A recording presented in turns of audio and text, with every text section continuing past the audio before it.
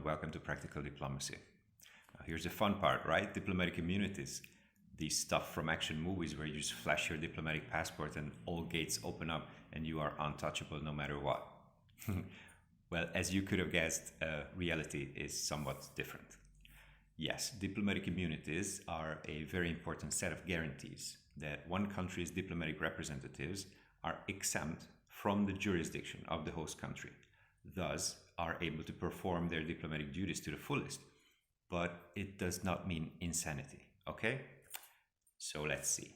The rules are quite nicely detailed. They are actually slightly different with diplomats and consular representatives, and also slightly different depending on if you're posted to a foreign country or just traveling with a diplomatic task. You can learn these details from textbooks or even online. All is logical and clear. And it actually touches many areas from taxation to civil law, not only the more spectacular aspects. So let me get this clear. Please don't think that as a diplomat, you can just go ahead and commit a crime and you'll be fine. Absolutely not. The host country cannot prosecute you. Yes, that's true. But they will politely ask your headquarters to get you out of there immediately. And having brought such shame on your country, you are surely getting fired from your job. So please don't have such aspirations. Just use common sense and use your immunities when they are necessary to do your job. So the question is, are there still such occasions? Obviously, this whole immunity package is quite anachronistic. It all comes from giving free passage to envoys of faraway rulers in the old times. So does it still have elements that make sense? Well, I can give you my opinion, and anyone may have other opinions. All types of arguments can be valid on this one.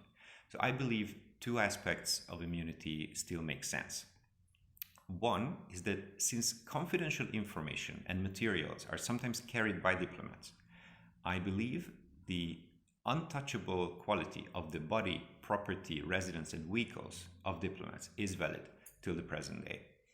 Think of diplomats in hostile host countries where routine checks could make life and work a living hell and could pose actual security risk. I have exited Belarus, for example, with the border patrol picking apart luggages right in front of me. And even though we can say there's a lot of tension between them and EU countries, as soon as the officer saw and confirmed that I was a diplomat, he just saluted and waved me on.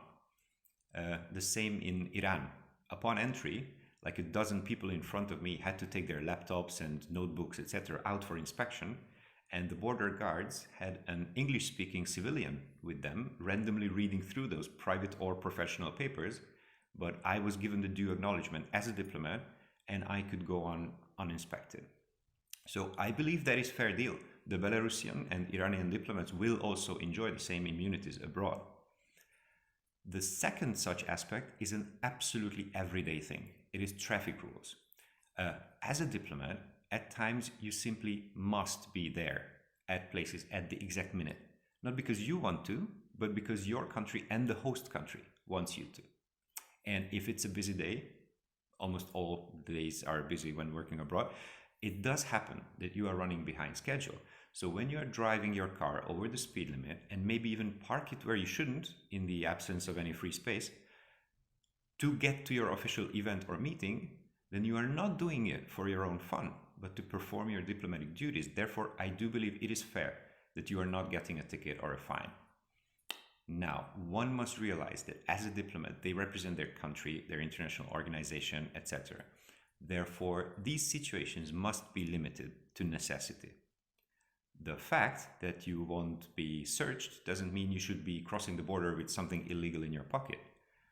The fact that you won't get a speeding ticket doesn't mean you should be drifting with smoking tires to the supermarket on a Sunday morning for the weekly shopping, because your immunities are not created for that. And obviously, there are times when the authorities simply don't have a choice but to take action, regardless of your immunity.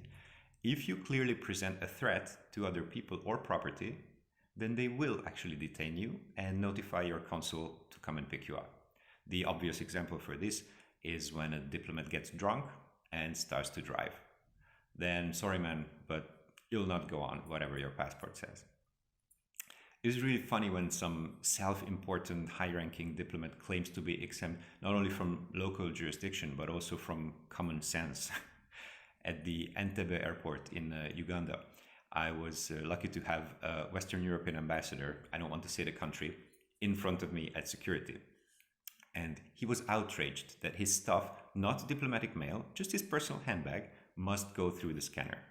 I felt sorry for the local officers. They very politely explained to him that aviation security is not a police check. Everyone, even Ugandan diplomats, will have their bags scanned. I don't know why he acted like that. I mean, he must have known this, but I don't need to understand every ambassador's private emotional motives. So let's sum up real quick. Diplomatic immunities exist for a reason.